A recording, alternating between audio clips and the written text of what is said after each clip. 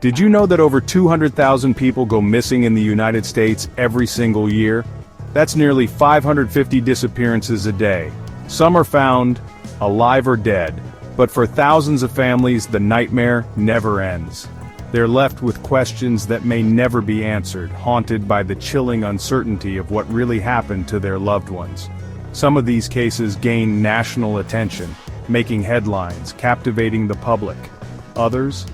They slip into the shadows, forgotten by all but the ones left behind. And then there are those cases, the ones so eerie, so disturbing, that they send chills down the spine of even the most seasoned investigators. Cases where the evidence defies explanation, where victims vanish without a trace. Tonight we're diving into some of the most terrifying true crime cases ever recorded. Our first journey takes us to the snow-swept backroads of Haverhill, New Hampshire. It's February 9th, 2004. The air is frigid, the kind that bites through layers and chills you to the bone. The air is frigid, the kind that bites through layers and chills you to the bone. It's here on this desolate stretch of road that we encounter 21-year-old Maura Murray. A bright student at the University of Massachusetts Amherst, Maura had her whole life ahead of her. But on this night, something went terribly wrong. Picture this. Maura's car, a dark blue Saturn, lies crumpled against a snowbank. A passing motorist, sensing trouble, stops to offer assistance. Maura, shaken but seemingly unharmed, assures him she's all right. She'd already called for help, she says. But when the police arrive just minutes later, Maura is gone. The scene is perplexing. There are no footprints in the fresh snow, no signs of a struggle, no indication of where she could have gone. It's as if she simply vanished into thin air. The mystery deepens when investigators delve into Maura's past. The mystery deepens when investigators delve into Maura's past. Just days before her disappearance, she'd been acting strangely. Had she run away to escape her problems? Had she met with foul play at the hands of a stranger? Theories abound, but answers remain elusive. The case, cold for years, has recently gained renewed attention, fueled by podcasts, documentaries, and online sleuths determined to uncover the truth. Despite the countless hours poured into the investigation, Maura's fate remains a chilling mystery. Our next expedition takes us deep into the Ural Mountains of Soviet Russia, a land shrouded in mystery and folklore. It's 1959, the height of the Cold War.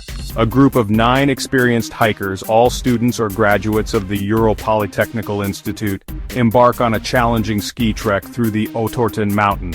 They are young, full of life, and eager to test their limits against the unforgiving wilderness. The group, led by the experienced Igor Dyatlov, is well prepared for the expedition. They are equipped with maps, compasses, and enough supplies to last them several days. They maintain contact with their sports club back in Sverdlovsk, now Yekaterinburg, sending regular updates on their progress. But then, silence. The hikers fail to return on the expected date. Days turn into weeks, and concern grows into alarm. Search parties are dispatched into the mountains, braving treacherous conditions and sub-zero temperatures. Finally, after weeks of searching, they stumble upon a scene that defies explanation. The hiker's tent is discovered on the slope of Kholat Syakhl, the dead mountain. It's been cut open from the inside as if in a desperate attempt to escape. Scattered around the campsite, they find the hikers' belongings, shoes, backpacks, even food, left behind in a chaotic manner. And then the most horrifying discovery: the bodies. Some are found barefoot, clad only in their underwear, despite the freezing temperatures. Others have severe internal injuries, including fractured skulls and broken ribs, as if they had been subjected to immense force. One hiker, Lyudmila Dubinina, is found missing her tongue and eyes. The official investigation concludes that the hikers were victims of a compelling natural force. The Dyatlov Pass incident, shrouded in mystery and unanswered questions, continues to fascinate and horrify. Chapter 3. The Death of Elisa Lam. Our next stop takes us to the heart of downtown Los Angeles, to a place steeped in darkness and despair, the Cecil Hotel. Built in the 1920s, the Cecil quickly gained a reputation as a haunt for transients, criminals, and the tragically unlucky. Over the decades it became a grim landmark, linked to a string of suicides, murders, and unexplained phenomena. It's here in January 2013 that 21-year-old Elisa Lam, a Canadian student visiting Los Angeles, checks in, seeking a budget-friendly base to explore the city. But the Cecil's dark history seems to seep into Elisa's stay. She begins acting strangely, behaving erratically, as if pursued by unseen forces. Her worried family, thousands of miles away, receives disjointed phone calls and messages, hinting at a growing paranoia and fear. Then, Elisa vanishes. The last known sighting of her is captured on the hotel's security footage. The video, grainy and unsettling, shows Elisa in one of the hotel's elevators. Her behavior is bizarre, almost otherworldly. She presses multiple buttons, peers out of the elevator doors as if someone, or something, is after her, hides in the corner, then steps back into the hallway, her arms moving in strange, unexplained gestures. Days turn into weeks, and the search for Elisa intensifies. Police comb through the hotel, but she's nowhere to be found. The media, captivated by the story and the eerie elevator footage, descends upon the Cecil, fueling speculation and conspiracy theories. Then, a gruesome discovery: Elisa's body, submerged in one of the hotel's rooftop water tanks. How did she get there? Was she pushed? Did she climb in herself? The questions surrounding Elisa's death are as murky as the water in which she was found.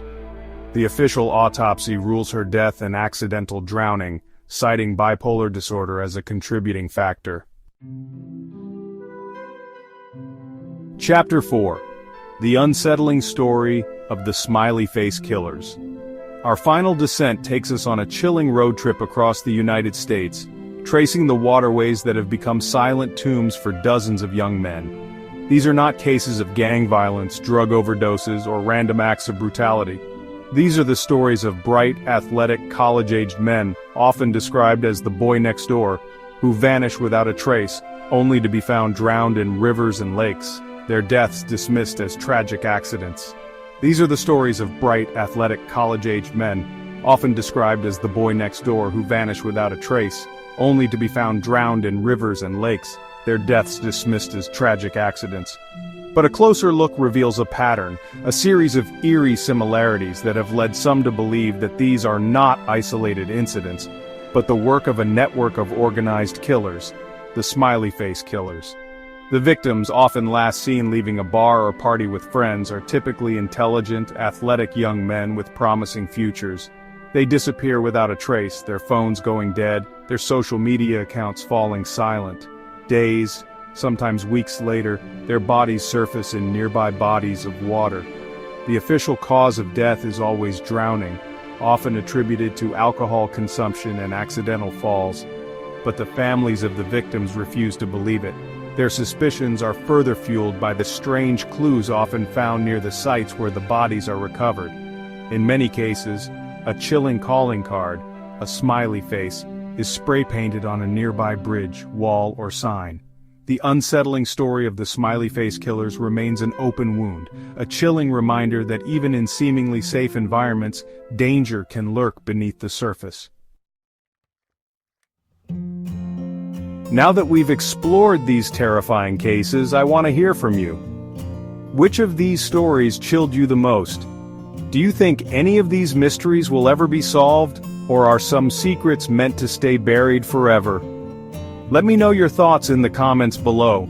And if you're craving more bone-chilling true crime cases, don't stop here. Check out my next video, where we dive even deeper into the darkest, most unsettling crimes that continue to haunt investigators to this day.